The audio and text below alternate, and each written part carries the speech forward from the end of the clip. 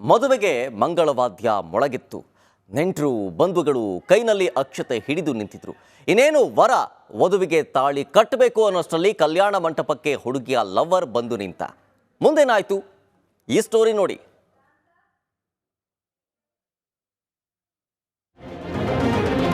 ಮದುವೆ ಮಂಟಪದಲ್ಲಿ ಇರಬೇಕಿದ್ದ ಮದುಮಗ ಪೊಲೀಸ್ ಠಾಣೆಯ ಮುಂದೆ ನಿಂತಿದ್ದ. ಸಂಭ್ರಮದ ಅಲೆಯಲ್ಲಿ ತೇಲಬೇಕಿದ್ದ ಕಲ್ಯಾಣ ಮಂಟಪ ಬಣ ಅಂತಿತ್ತು. ಆರತಕ್ಷತೆಗಾಗಿ ಓಡೋಡಿ ಬಂದಿದ್ದ ಸಂಬಂಧಿಕರು ಕಂಗಾಲಾಗಿದ್ರು. ಅಯ್ಯೋ, ಮದುವೆ ನಿಂತೋಯ್ತಾ ಎಂದು ಶಾಕ್ಗೆ ಒಳಗಾಗಿದ್ರು.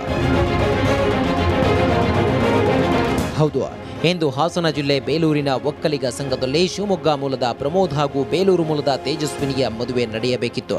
ನಿನ್ನೆ ಸಂಜೆಗೆ ಕಲ್ಯಾಣ ಮಂಟಪಕ್ಕೆ ಬಂದಿದ್ದ ಬಂಧುಗಳು ಭರ್ಜರಿ ಭೋಜನವನ್ನ ಮಾಡಿದ್ರು. ಆದರೆ ತಾಳಿ ಕಟ್ಟುವ ವೇಳೆ ಆಹ್ವಾನ ನೀಡದ ಅತಿಥಿಯೊಬ್ಬ ಬಂದಿದ್ದು ಸಿನಿಮಾ ಶೈಲಿಯಲ್ಲಿ ಮದುವೆ ಮುರಿದು ಬಿದ್ದಿದೆ.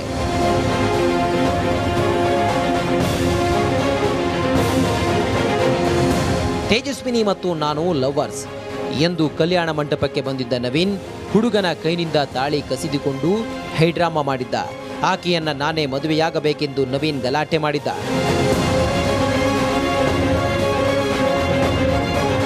ಕೊನೆಗೆ ಮದುವೆ ಗಲಾಟೆ ಪೊಲೀಸ್ ಠಾಣೆ ಮೆಟ್ಟಿಲೇರಿದ್ದು.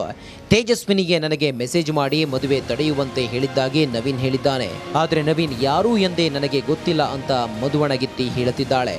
ಇದೀಗ ಪೋಷಕರ ನಡುವೆ ಜಂಗಿ ಕುಸ್ತಿ ನಡೆಯುತ್ತಿದೆ. ಕ್ಯಾಮ್ರಾ ಪರ್ಸನ್ ಕಾರ್ತಿಕ್ ಜೊತೆ ಖುಷ್ವಂತ್, ರಿಪಬ್ಲಿಕ್ ಕನ್ನಡ, ಹಾಸನ.